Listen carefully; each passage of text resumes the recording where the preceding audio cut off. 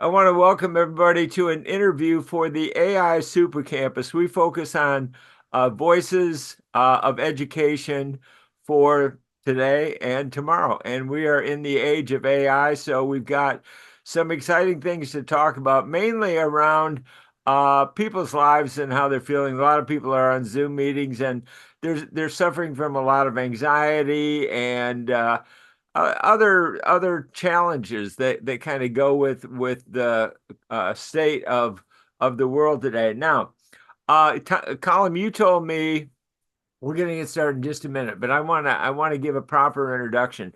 So you told me that the finding of the quiet mind kind of came about in a unique way. Now I have to tell you the story of my copy of the book, The Quiet Mind. Now, this is my second copy. The first one, I'll tell you the story of. I believe in the law of attraction, and I've been able to manifest every single thing, honestly, that I want in my life. I have a beautiful home, family, wife, three children. I mean, I really attracted amazing things into my life. I've lost things, but I have had them at one time or another. So I'm a big believer in the law of attraction. And one day, and I meditate every day. One day, my wife and I are cleaning up the garage, okay? And we're sweeping the garage floor. And all of a sudden, in the middle of this dust and dirt and muck, I see a copy of this tiny little book right in the dust That's a good story, Mike. and Yeah. the dirt. And I'm going, what in the world is this? Where did this come from? And I'd never seen it before. I had no idea of it at all. And I thought, this is amazing. I've got to read this.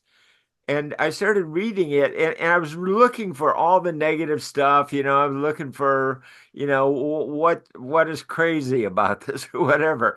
And I kept reading and I kept reading and I found that it wasn't crazy at all. And that it was amazing. And I literally thought, is it possible that I manifested a physical thing into my life just out of the universe? I mean, I didn't know, but it was there. So then I'm going over to London and I want to go to the White Eagle Lodge. And on the way, I'm reading the book and I go to get off the plane and the book has vanished. As fast as it came into my life, it vanished. And I had passengers literally crawling around on the floor under the seats, helping me to find the book, but it was gone. So I had to fulfill my mission. Among other things, I had a lot of things to do, including some really fun things, like teaching and lecturing and listening at Oxford University. That was really fun. But I wanted to get to the White Eagle Lodge, and I made it there on my quest, and I wanted to make a connection with someone like Colum. But unfortunately, it happened to be closed that day. We didn't make the connection, but I started emailing it and I started a correspondence with Colum. So I told him, I want to buy a copy of this book for everybody in my family. So I bought 5 copies and I gave them to all of my family, and I want to see what happens. So that is my story of how I came to the quiet mind and how I want to help other people in this time come to the quiet mind as well. Now, Colum in our correspondence has described himself as um, a really historian of the White Eagle Lodge. So that being said, that long introduction, let me introduce you now to my soon-to-be friend in person someday, I hope, Colum Hayward. Colum, welcome. Thank you, Mike. That's lovely. And what a wonderful introduction. I had no idea that your story was quite as lovely as that. I hope it does enough justice to your story because it is an amazing story, how you found it in the dirt. I might add, you're not the only one. It is a strange phenomenon I think that when people are meant to find a book like The Quiet Mind, they very well do. And at the risk of telling another story, which is in I love competition. stories, so we're good with stories. Well, this is a story.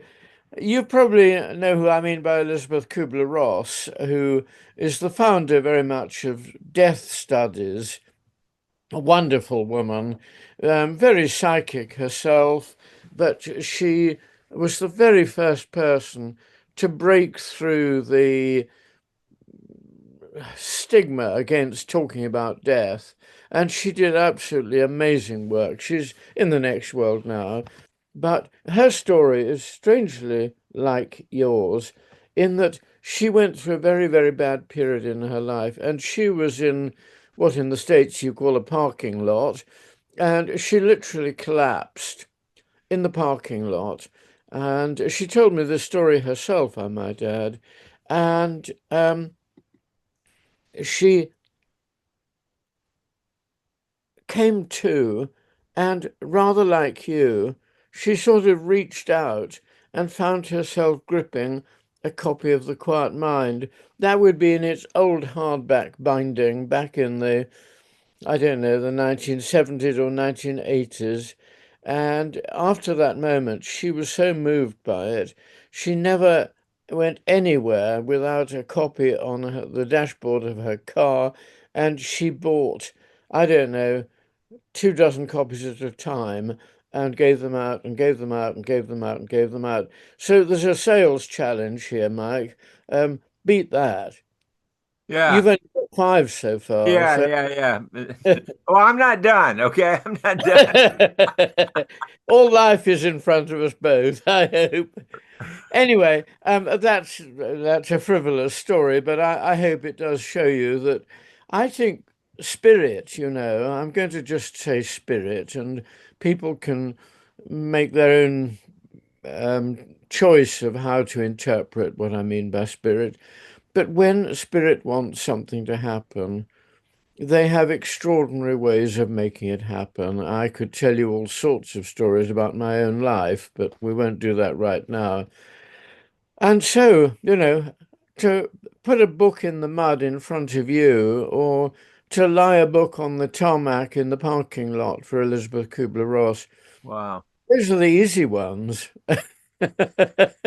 No, it really is not. But I, okay, I have taken copious notes. And I know I'm not supposed to write in books, but Brilliant. I, You're a good scholar. You are a it's good student, I bet. full of underlines and notes and study, and it's so packed.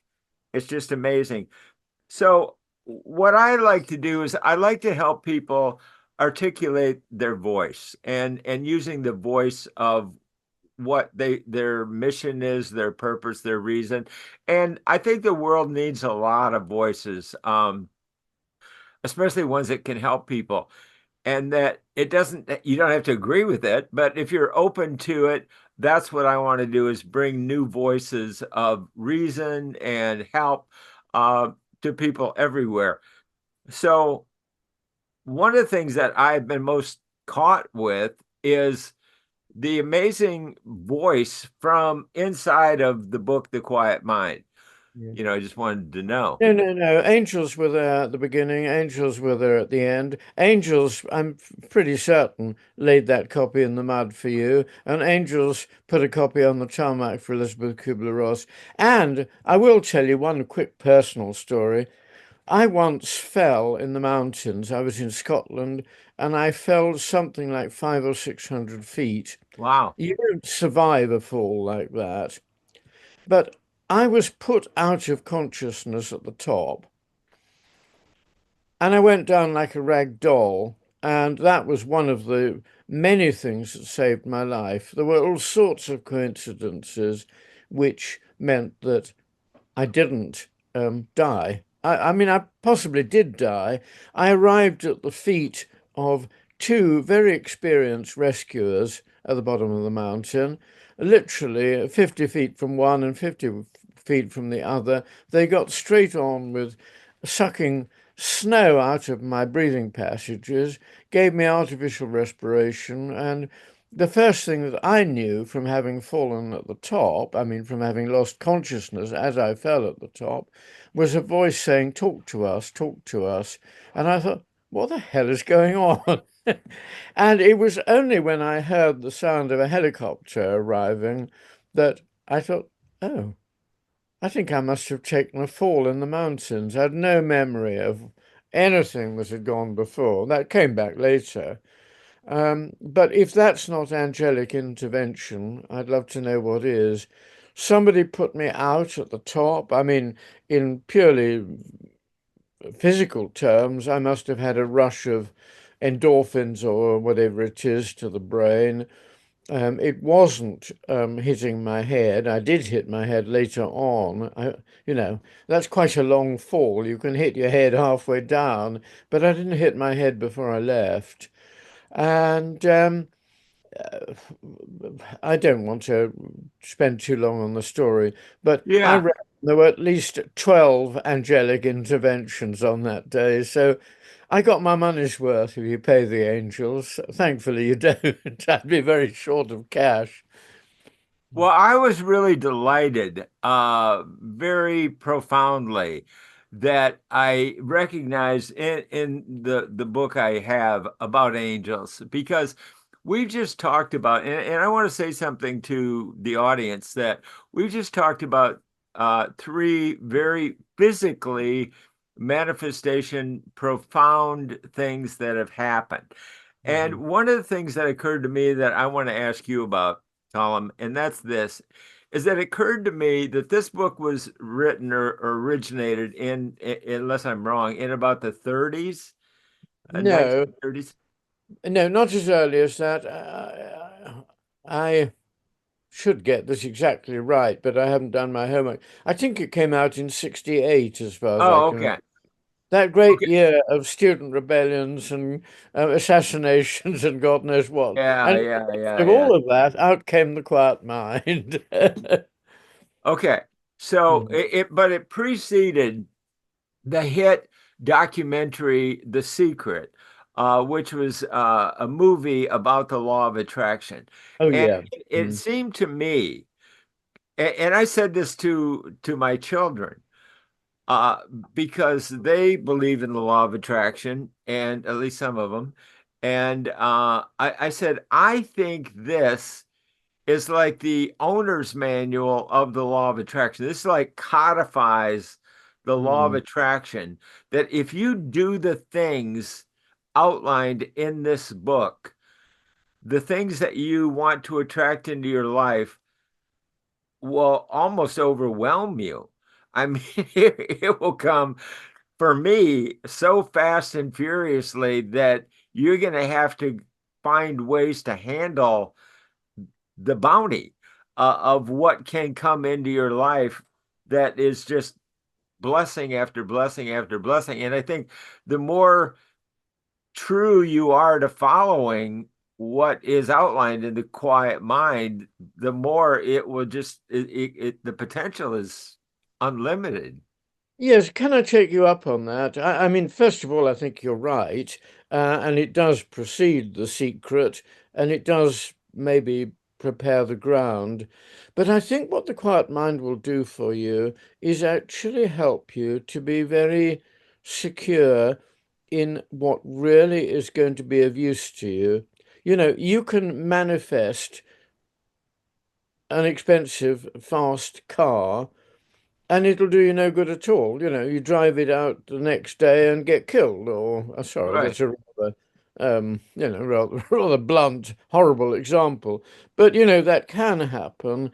Whereas I think what the quiet mind will do for you is it will literally give you a quiet mind, and you will say, actually, what I really need is a better hold on my life. What will really bring me happiness is not the fast car, but actually learning to love people more. It'll help me in my personal relationships and it'll help me in my spiritual relationships because it'll teach me that beyond all the wanting the fast car, um, there is actually a divine power which will be looking after me, whatever, as indeed it did to me that day when I fell in the mountains.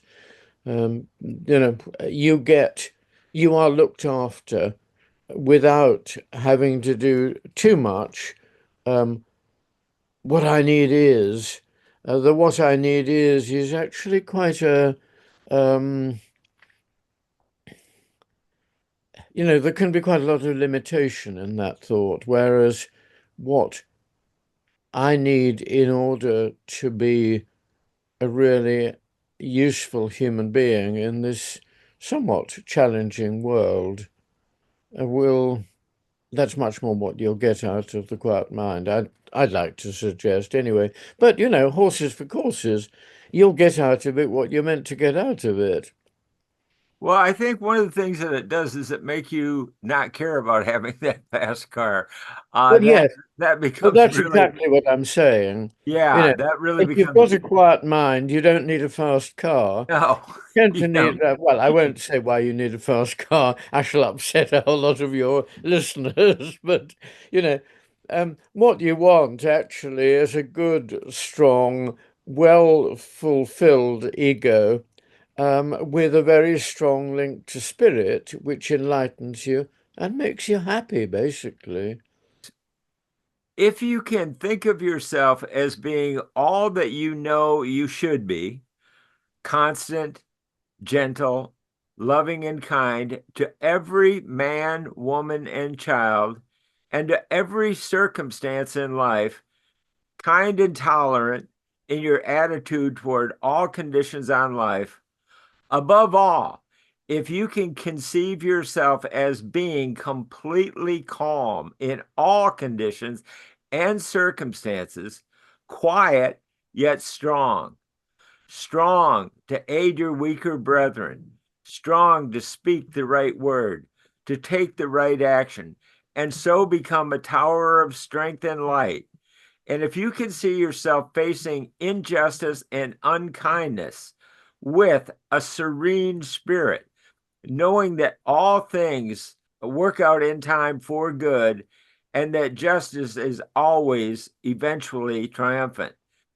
If you have patience to await the process of the outworking of the will of God, if you can picture yourself like this, you will know something of mastership. It's That's mm. powerful. That's the quiet mind. When you can And reach that gives you actually the whole list of chapter headings in the book. If you were to analyze that phrase by phrase, you've got all the chapters there. So all of these qualities that you can aspire to is what the book offers, chapter by chapter. tell me a little bit about the story about your mother compiling it. I will, I will. It's very personal, and I was very much present at the time. I suppose I was in my teens, my mid-teens, and we had decided as a family that a book of sayings of White Eagle would be really, really helpful. I think probably White Eagle himself had actually said, um, let's have a book of sayings. You'll find that people like that. And we tended to do what White Eagle said. So my mother was given the task and she struggled and struggled and struggled and she couldn't get the shape of it right. She knew it had to have a good structure so that people could find their way around it. And I can't remember how many months that went on for, but there was a lot of heartache. She felt inadequate. She thought, oh gosh, I'm no good at this. Why can't someone else do it? But she'd been given the task by Spirit. She stuck at it. And I remember so clearly, my father had left us, but she retained a double bed in her bedroom and she was sitting up in her double bed. And I remember going in to see her. It was mid-morning, but she had just picked up all the books as she lay there, and the bed was absolutely strewn with papers. And she said, I think I've got it. And what had happened is that she had read the little paragraph that I think is in the introduction about the Master Soul. I think it's actually the one that you read out. I'd need to check the book to be absolutely certain. And she realized that in that list of things that contribute to becoming the Master Soul, there was the whole chapter plan of the book. And so the moment she had the chapter plan, everything fell into place. And I probably exaggerate, but I think by the end of the day, the book was complete. So Well, it was, 8 or 9 months of misery and then one day of completion. It was most. yeah, that's how things come to me every day. Every day I get downloads, they just come and they're inspiration, they're inspiring. One word that struck me in this book is that White Eagle wants us to I use the word broadcast. The word broadcast is in this book. Hmm. I'm a broadcaster. So, You know what broadcast really means? well, I know what it means for me. Okay. Well, no, I'm not querying what you're saying, but it's actually the way you sow seeds. You broadcast seeds. And I think when White Eagle says he wants to broadcast things, he wants to sow seeds all over the world. That's what he means. And what I mean is there's a great way to do it with actual broadcasting, getting those seeds out there. Well, that's language moving forward. Exactly. Well done, Mike. Exactly. When you can make the will of God the priority and make that your number one priority, that is when the bounty just comes fast and furiously. When you really are in that right spirit and that you surrender really to the will of God, then you are on a path to help become part of the will of God being manifested into the world. Then all of the bounty that God wants for you will come to you effortlessly. But it is what I would say is a thin line. You have to stay on track and you have to stay But that's so focused. beautifully put, Mike. I couldn't put that better myself. That was lovely the way you expressed that. Yeah, what better goal in life could you possibly have than the simplicity of that? Mhm. And really, the way I look at it is what I call playing the long game. Okay, to win in life, but also win in the afterlife. To know that I'm in good shape. I'm in good shape for the rest of my life, and therefore my family will be too. And I'm on the right path, I like going that. forward. I'm in good shape. But of course, there are a lot of people who think they're not in good shape. I hope that one of the things that reading and using the quiet mind will do for people who think they're not in good shape is it'll actually help them to realize that the ways in which you judge shape are not necessarily um, the ones that are ultimately helpful. I mean, you might say I'm in good shape means I've got millions of dollars or whatever behind me, so the family will be well looked after forevermore.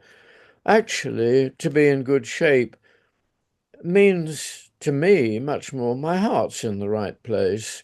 Yeah. And I love my family, and the family that I leave behind will benefit from my memory, and I will go on loving them because I don't disappear when I leave this life. I shall be there as a loving influence in their lives forevermore. That's what I'd call good shape.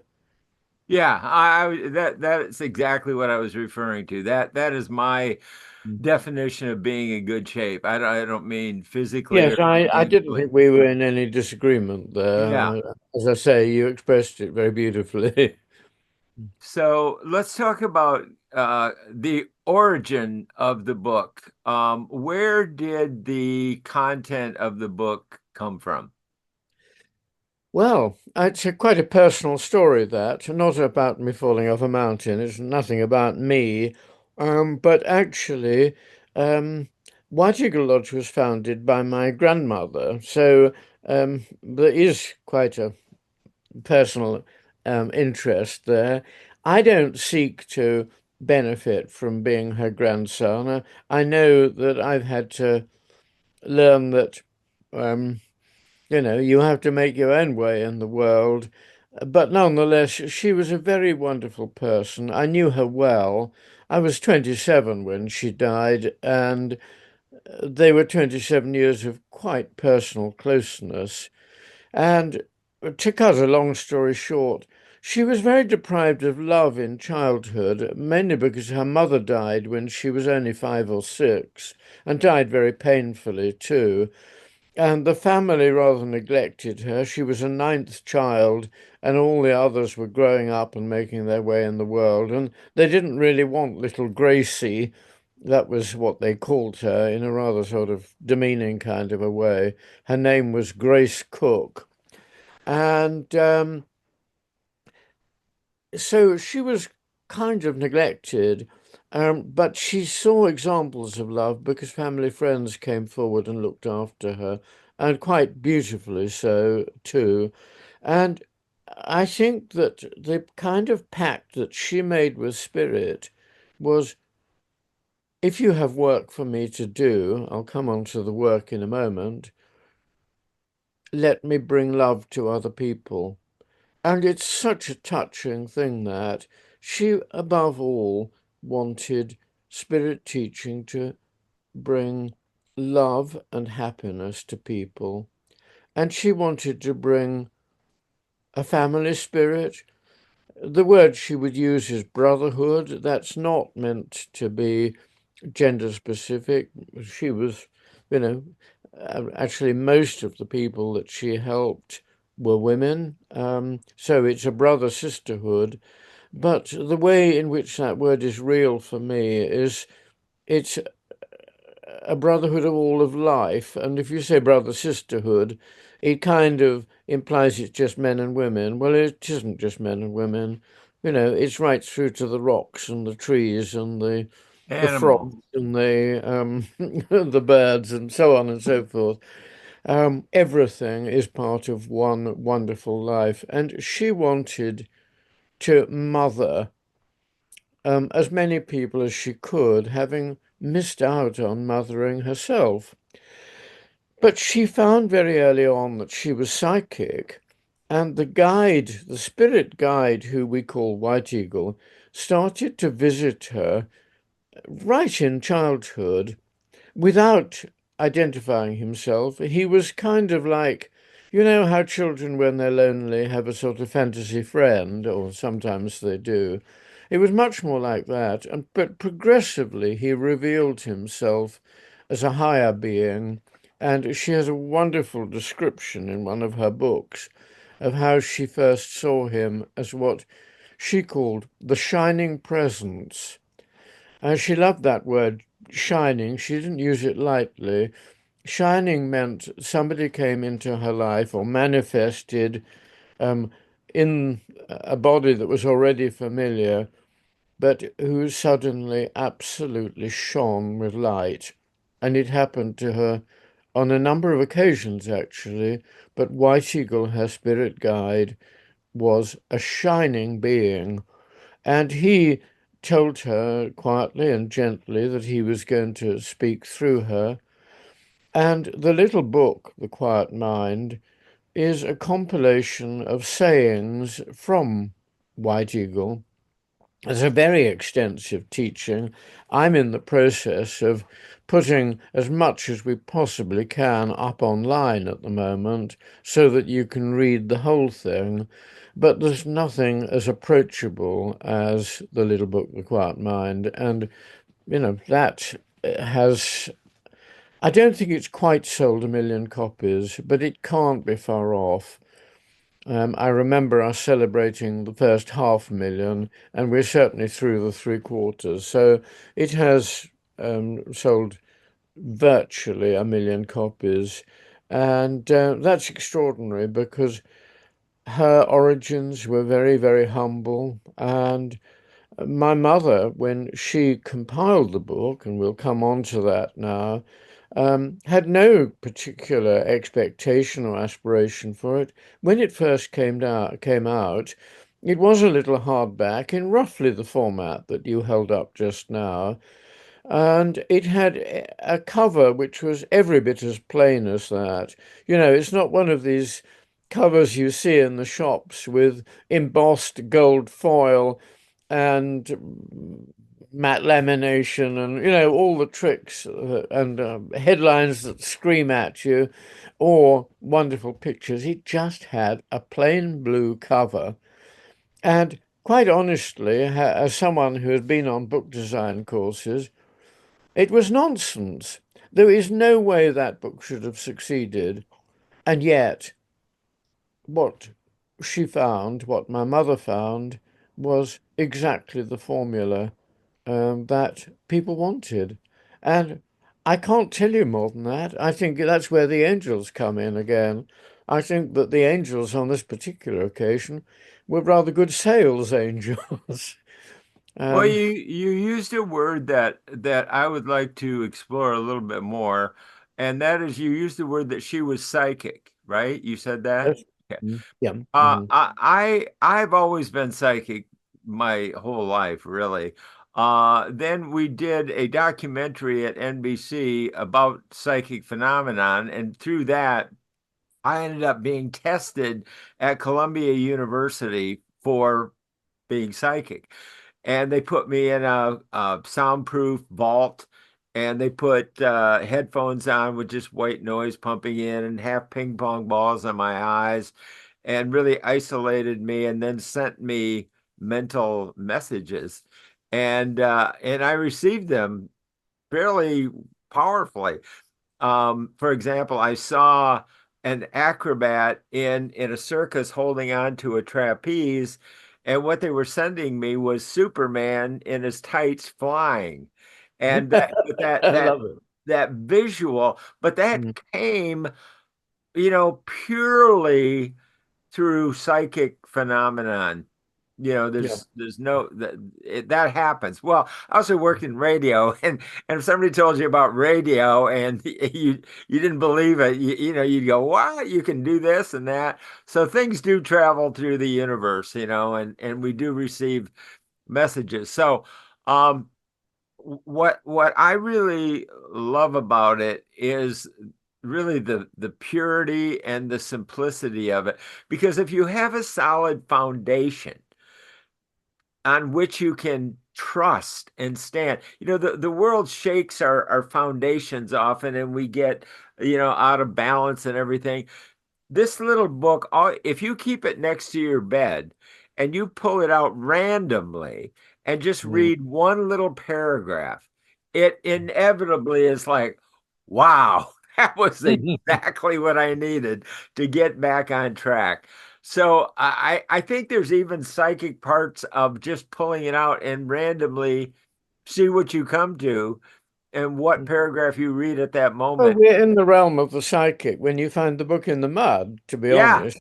But absolutely. Mike, let me just describe two forms of the psychic. They're both perfectly valid. I'm not implying that one is better than another. Indeed, you might be surprised at which one I chose as the best, actually. Um, the original psychic gift that my grandmother showed was the one that so many people show, which is what we call clairvoyance, the ability to see clearly. And that's roughly what you're talking about with seeing, your Yeah, acrobat or your Tarzan or right. whatever. But the way in which I particularly remember that, and this is a real childhood memory, I can promise you, is of my uncle saying, "Oh gosh, I had to go round to um, Minesta." That's what we called her in the family. That's another story of why we called her that. At 5:30 this morning, she rang me and said she had a message coming through for someone. Now, what that means is that she awoke and realized that someone that she knew was suffering. And she knew that she had to write down a message before it went. And I don't know why she couldn't write it down herself. We'll probably never know that. But my poor uncle, who lived next door, but 50 yards, 150 feet down the lane, we were in the country, would have to rush up. Fortunately, he was a very early riser, and he'd rush up with a pen and paper and scribble the message down, and then he'd get someone to type it, and then she would sign it, and the letter would go off, and then we would hear the next day that someone had just had maybe a cancer diagnosis and they were feeling absolutely awful, and the message from my grandmother just touched them at the crucial moment and gave them hope, gave them faith. And, I don't think that you can use a psychic gift better than that, honestly. If it can bring comfort, if it can bring trust and hope and faith, then it's working very, very well indeed. But what developed as she unfolded her work was what is known as direct voice mediumship or trance mediumship. She literally went into trance, and almost always when White Eagle spoke, it was a longish message. When I say longish, typically 20 minutes, 25 minutes, something like that. I attended so many of them, I remember them so well, but she'd begun doing that right back in the early 1930s. You were right with your 30s date for when it all began. It's the little book that came out later. And these messages came through, and they were in the form of deep spiritual teaching, and they were designed really to touch everyone, but particularly to give inspiration to the group that had gathered around her, and that is where the name, if you like, the organization, I don't desperately like the word organization, um, the White Eagle Lodge Community. being. And you see, the reason why I don't like organization is it's very material level. What matters is people loving one another. So a family is a unit founded on the way in which we relate one to another, sometimes angrily. I'm not implying that families are necessarily perfect. I can't believe that there are many of your readers, your listeners, I mean, who haven't struggled in their families, but we learn in our families. But I do honestly think that when all the world has disappeared, the thing that will be left is our love for one another.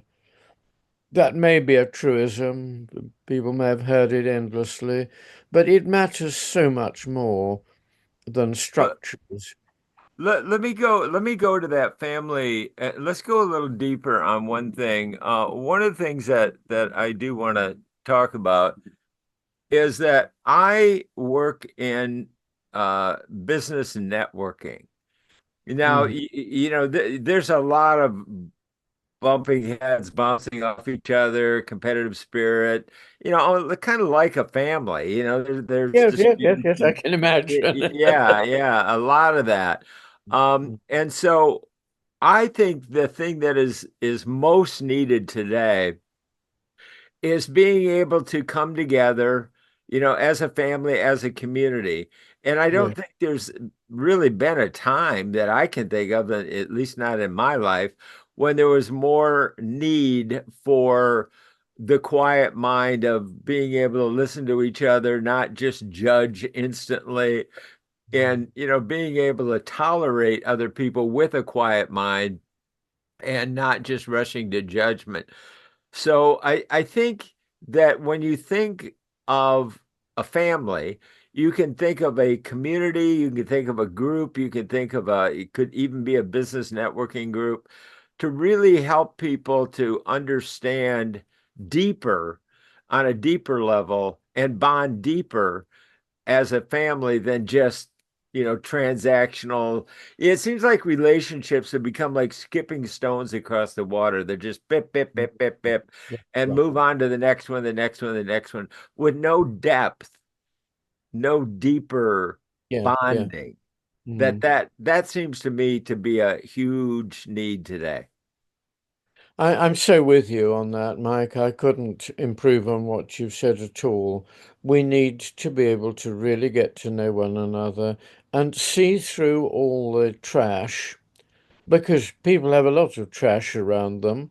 Um, I don't, again, want to insult anyone, but we do. I have a lot of trash around me, and somewhere I need people to see my spirit shining through. And I need to be able to see their spirit shining through. You used a word in what you said just now, which pinged with me because it's such a white eagle word. It's a very, very simple one. And the word was listen. I could direct you to an absolutely beautiful passage of White Eagle's teaching where he implores us simply to listen. Now, he doesn't say listen to one another because in a sense, he says, you need a bit of training. Go out and listen to nature, he says. Listen to the birds singing. Listen to the wind in the trees. Listen to the water in the river or the stream or whatever it may be, the creek, I suppose you would say. And when you can start to hear the sounds of nature, then you're beginning to make your listening faculty ready to hear the deeper aspects of another human being. So, I can be talking to someone and get quite rattled with what they're saying. I'm perfectly capable of getting rattled. Don't put me on a pedestal. But if I really follow what White Eagle is saying, I will actually start to realize this person is difficult with me because of patterns in their life which make them fearful. And if I'm really clever, or clairvoyant, if you like, I don't claim to be clairvoyant like my grandmother was, but as I develop that clear viewing or clear listening, I can start to realize, ah, here's a person who I actually can reach out to, maybe even help. I mean, to believe you can help another person is a little bit tendentious, but nonetheless, there is the feeling there that here is a person who, like me, is walking a path in a very limited, damaged world where people suffer quite a lot and they have difficult psychologies. Like my grandmother, maybe they didn't get enough love in their childhood, and they need to be loved, basically. Now, I don't, again, want to make it sound that simple. It requires a lot of work, a lot of understanding, but it does begin with listening, and it begins, as White Eagle would say, with listening in nature. You start to listen, and you don't, as so many of us do, get hung up on the sound of your own voice. I'm perfectly guilty of that, I might add. You start to actually listen to what people are really saying. And that's the foundation of loving one another. You know, I put it terribly simply, but it is very simple, really. Just it's hard work executing it and really learning. But the quiet mind will help you all the way, I promise you. And what I love about the quiet mind is that it does have a background of the Christian teaching without the dogma of Christianity. You know, it's founded in something which is very, very secure. And you know what Jesus did was to love people. He loved his disciples. He said to he said to John in particular, but to a group of disciples, love one another. And, you know, in a way, that's the only thing that matters. Just love one another. And I believe that the White Eagle teaching is very much in connection with that, not with the church, but with a very simple message that Jesus imparted to his disciples, particularly actually to John. And if you go deep into White Eagle's teaching, you'll realize there's quite a connection with the one that is generally known as John the Beloved. But we won't, that's a little bit too detailed for now, but there's something very beautiful there, which you know, I'm not just a historian of the organization, I'm a historian of the idea too, if you see what I mean. Yeah. Okay. I'm a big believer in problem solving. I am a problem solver first, last, and I mean I love a challenge. I love a problem. I love to tackle it, and I love to confront it. So the problem that I see is that people are challenged and they need to learn new things, but they're very challenged in what we just discussed. Being able to relax and Mhm. listen and Yeah. learn their way out of the mess they're in. They're so busy chasing the next shiny object that they can't even relax enough to listen and learn deeper from guides and voices that can actually guide them Mm. to where they really want to be. They're just rushing so fast. It's hard to get them to slow down when they're running on the hamster wheel as fast as they can to listen and learn something new. That's a challenge. So I'd like to address that. And I'd like to address the sun up above us and it radiating down onto the earth. And the recommendation to go out into the sun on a daily basis and enjoy and absorb the light and the energy. Could you kind of address those two things maybe together as one little story? It's a bit of a challenge to address them together, but Okay, I'll well do then break them. them up. I'll do A and B if you like. What do you say about the challenges that people go through and the difficulty of relaxing and listening? First of all, you know, I absolutely agree with you on that. Relaxing is one of the hardest things to do in a society which is just tremendously driven. You know, for some parts of society, it's driven because you're really struggling to survive. In other parts of society, you're trying to survive um, in the midst of competition, the competition to be macho or the competition to be ultra feminine, or, you know, society is terribly led by rather false goals, honestly. There's a contradiction in White Eagle's teaching, which I'm perfectly happy to acknowledge, which is that it came, as I said, through trance mediumship. But actually, the way in which White Eagle encourages us to move forward is not by going to someone else and getting them to do the work for us. It's actually listening to ourselves. And that means that meditation is a very, very key factor. And one of the things that I do is to teach meditation. I do regular meditations online and in a physical environment too. And we have our own form of meditation, but at the end of the day, the form doesn't really matter very much. Meditation works, and there are just lots of different ways in which you can do it.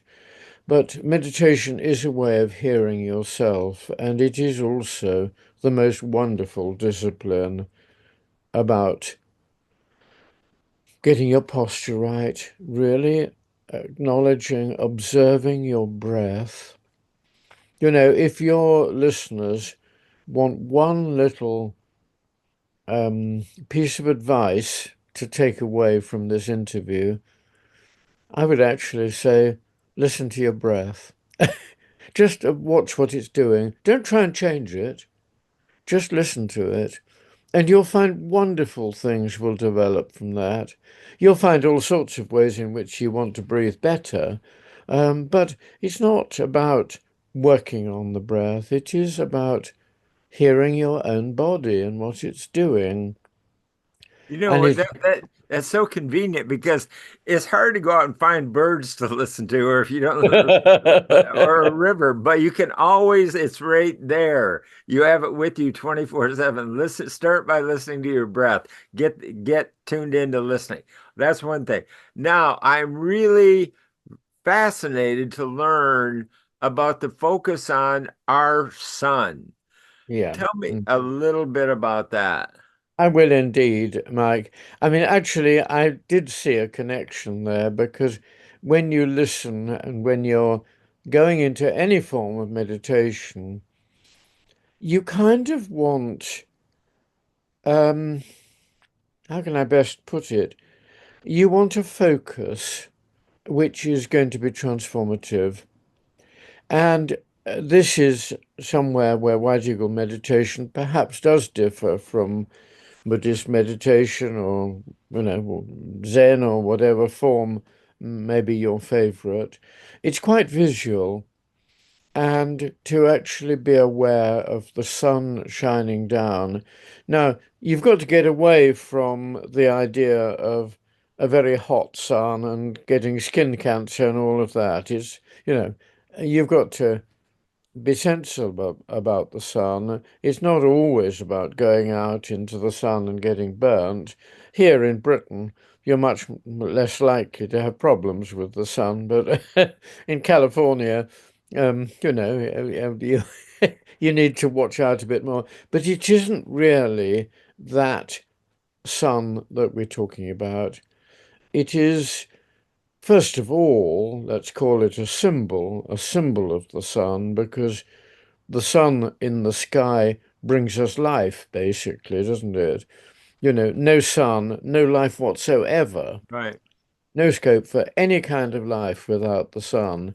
And that's not just the light it brings, not just the warmth it brings, it's all the processes that go on because of sunlight. So the sun is the most wonderful metaphor for creativity, for the creative power.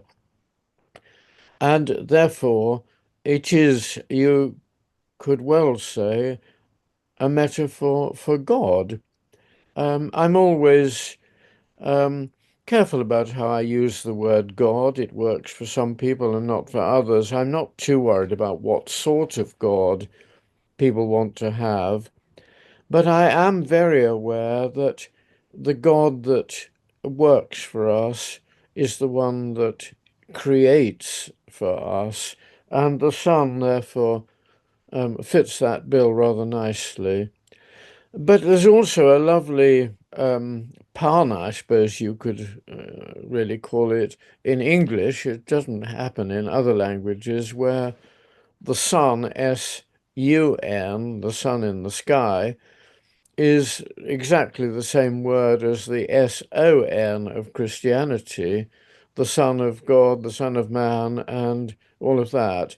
Now, even if it doesn't work in other languages, I think that relationship between the sun in the sky or the figurative Son, if you prefer, and the Son who is the embodiment of God is just really, really powerful. And the Son that White Eagle talks about in, as it were, a Christian context tends to be something a little bit more than Jesus. Now, I'm glad I mentioned St. John and St. John's Gospel earlier, because one of the things you get so much in St. John's Gospel is that although Jesus was a man, something much, much greater than a man shone through him.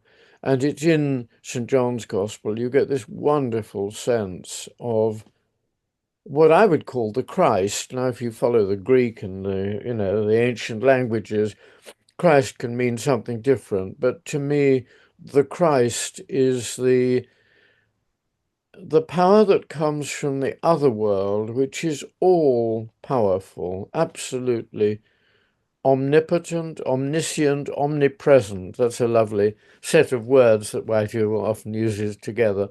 Omnipotent, omnipresent, omniscient, all-knowing, all-powerful, and so on. And that is the Christ being, as far as I'm concerned. Now, it shines through Jesus. It shone through him even at birth, at Christmas, at the Nativity.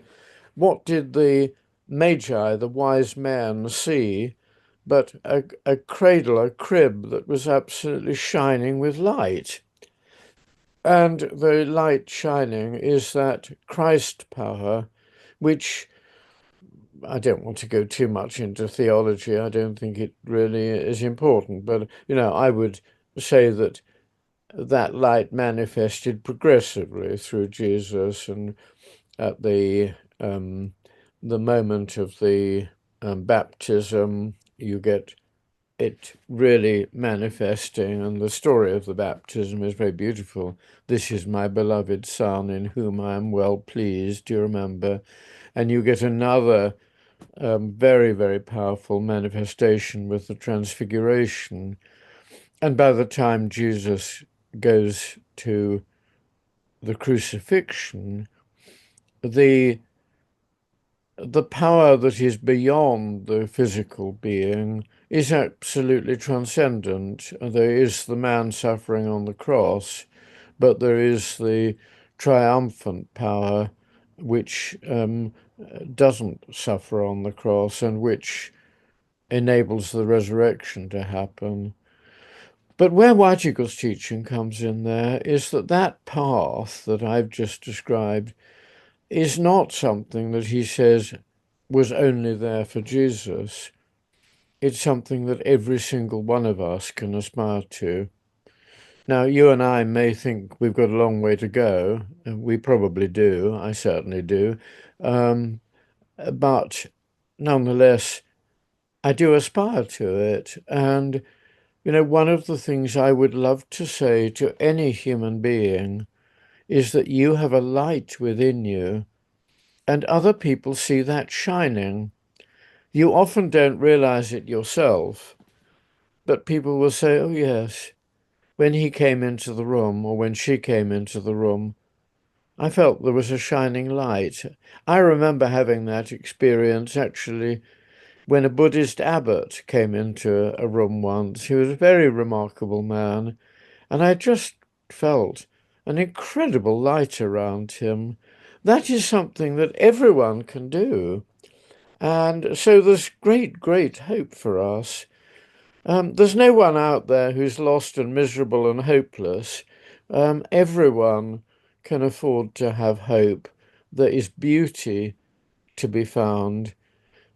And the way to help people to that is to love them, basically.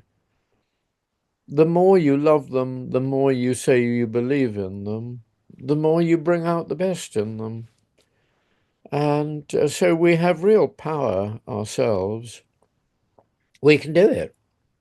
Well, one of the easiest ways to do it is you're looking at two guys, and we haven't done anything visual.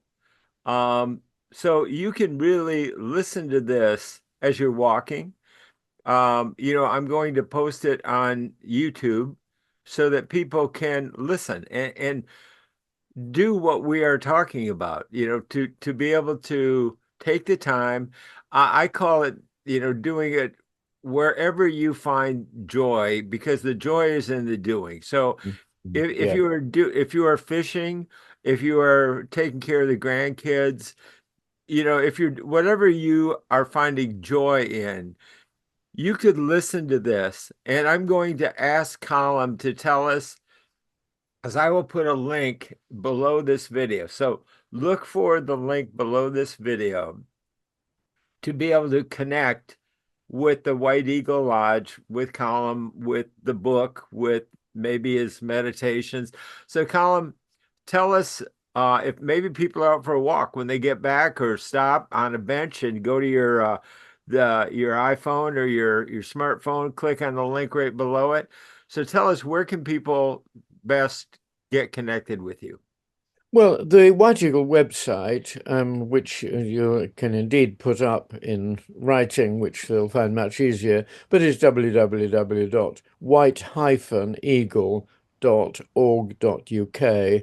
We do also have an America's branch, if that's the right word, which is situated down in Texas. The idea there was that it would be halfway between the East Coast and the West Coast, so people can get in touch with them. But if you go to the website that I mentioned, which is the UK one, that is um, the worldwide headquarters. So they will always put you on to your local one. You might be in South Africa, you might be in Australia, you might be in one of the non-English speaking countries in Europe or in Central America or wherever. So go to that UK site in the first instance. How does one start a group? There are other groups. How do groups get started? Maybe somebody's interested in starting a group in their hometown or whatever. How does that happen? Well, that's a detailed question, and probably too detailed for me to Okay, answer but it exactly. is But possible. in very broad terms, I would say the first thing, if you're interested in meditation, just get together with some friends and start meditating. Start sharing your experiences of encountering nature. You said, oh, if I'm in the city, it's too difficult. But my goodness me, you've got some most wonderful national parks in the United States. Um, nature is there to be found. There's, even if you have to drive 50 miles to get to it, nature is there. I love the English countryside because it's very subtle. We get mists, that wonderful line about our autumn, our fall, which is where we are right now, season of mists and mellow fruitfulness. It rather sums up England, at least at this time of year. So we have a rather subtle approach to nature. I think in California, which is a place I know well and love very, very much indeed, but you tend to get bright lights, as it were. I don't mean the bright lights of man, I mean the sun shines very brightly, doesn't it? Which gives you a riot of colour, which is lovely. But all of that can be taken in. And then in your little group, it might be a meditation group, but it could be just a little discussion group around spirituality. And then, if that seems to be working and you're bonding as a group, write to the White Eagle Lodge in the UK, or off the UK site, get the Americas details and write to them down in Texas. They're not Texan, they're just based there. Um, and they have groups absolutely all over the States and Canada and in Mexico and, down through the Americas. So there are plenty of opportunities to link in with others. Whoever wants to found a little group might actually find there's one already in their city. So there's plenty there. But the other thing that I was going to mention in terms of a little group is one thing that we are very, very keen to practice within White Eagle is spiritual healing. And we do an awful lot of distant healing, and that is something that people can always participate in. One of the ways in which you can begin actually working with White Eagle Lodge is just simply by visualizing light, like the sun we were talking about just now, and actually feel that you have light within your heart. Sorry, you can't see my heart in this camera image, but I have my hand on my heart. Just feel that there is light there in your heart, and you don't have to do any hard work. Just imagine that that sunlight in your heart is shining out. You know, we talk sometimes about the sun, sometimes we talk about a star, rather particularly for us, it's a six-pointed star. But stars shine, the sun shines. They don't have to work to shine. If you just really are conscious of having the light in yourself, you can send it forth to, Israel and Gaza. You can send it to Ukraine and Russia. You can. It's important not to be judgmental, though. The light goes forth and it touches everyone. Even the people who we think are the bad guys can be touched by the light. We don't work on them to change them. We work in the knowledge that anyone who is touched by love, and I see love and light as being virtually identical, anyone who is touched by love or light changes. And that is so simple. And so there's masses of work that people can do, and they're very welcome to write to the UK um, address. I work from our London centre. Our headquarters are down in the south of England, in Hampshire. People may or may not have heard of that. That's just because they like working from the country, and I somehow made a an inner decision when I was a little kid that I was going to work from town. So I've been in London ever since. But I do a lot of um, I put on a lot of activities personally, but I also coordinate our group in London collectively to put on things. And we're about to move to new premises. The ones that you came to and we weren't there, I hope will be a thing of the past in maybe in 6 months' time. I hope we shall have our own premises once again. We had them and lost them. I hope there'll be a place for you to come to. And the building we have our eyes on is incredibly handy for Heathrow Airport. So you'll be able to come and see us mighty easily. So Okay. there we are. Lots of All right. opportunities there. Well, this has been a wonderful time together. I've really enjoyed listening to you, learning from you, absorbing your love and creativity and energy and imagination and visualization. Let me just ask you this. Do you have any thoughts or concerns about artificial intelligence? You're just throwing that in as a little PS, aren't you? Um, yes, I do. I have concerns about anything that gets away from the simplicity of the human heart. But that process began long ago. I was a little bit intemperate about organizations earlier in this interview. Um, we set up structures, we set up all sorts of things which are basically artificial. On the other hand, there are enormous benefits to be had from artificial intelligence, you know, in the world of medicine, in the world of automated tasks.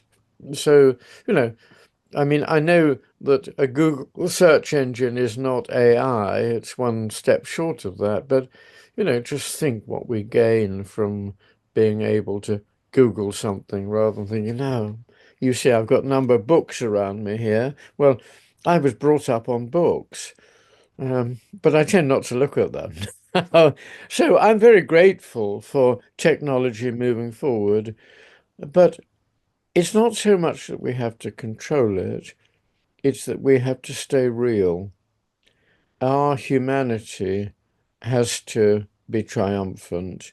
So the light shining from our hearts, yours and mine, and everyone who's listening, that is what will actually be triumphant in the end. I think you made a brilliant distinction, kind of the heart versus the brain. Yeah. And maybe we become too brain oriented with artificial intelligence and less heart and human kindness oriented, and not lose our heart, not let our brain so overtake our heart that we Well, lose touch with our heart. once again, you put it so well, Mike. I mean, absolutely. But there's a balance. I mean, all those books, they look quite heavyweight books. I did a PhD at university, so, I've had my spell in intellectual life, but I don't rate intellectual life as in any way superior to heart life. And I was very fortunate at university. I had mentors who were very keen to stress that what matters with the mind is not that it rushes through to a conclusion and says this equals this equals this. I suppose if you're in mathematics, you need to think like that. But rather, what does it feel like to hold this perspective? And that is so much better a use of the brain than hard facts, basically. So we can use our brains well, but when I say, what does it feel like to hold this perspective? That's my heart saying, how's Yeah. my head reacting? So the heart is boss. And this is the perspective right here. It's simple. Yeah, It's three absolutely. words. You have a quiet mind because your heart rules it, basically. That's good.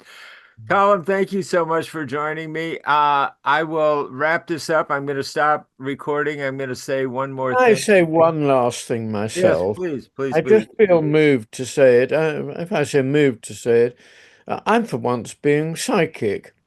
I told you I wasn't very psychic, but as I look at your face there and the background, I look right through that. I'm not going to say anything deeply personal to you, don't get embarrassed, but I can actually see the faces of your listeners all over. And I just want to say that from my heart, there is love coming to them, every single one of them, whoever is out there, please do feel loved. And that's what Mighty Lodge is really all about. Yeah, I believe you. I believe you 100%. Thank you. Thank you, Mike, so much. So, such an honor to be with you, Colin. I really appreciate it. Thanks for joining me. It's been great. I've loved it.